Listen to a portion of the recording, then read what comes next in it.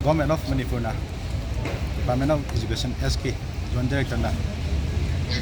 October ki tang kun mai da thokiba notification magi matungina anauba chairman habnaba mai leina ba oja sing application thadil biraknama khang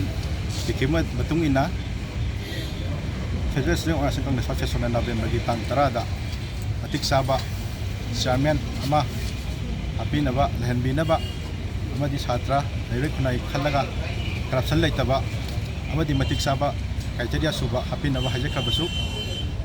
hapiraktabadagi November ki tang kun ga taret numi asidasu akoina first ladies sama toksaki bisida hangin leiba chairman ki post asi athuba matamda mai leinaba education department amadi education minister tanaba akoina hajakrabasu asi phawda hapiraktabadagi ngasi hojang asi saksinjabani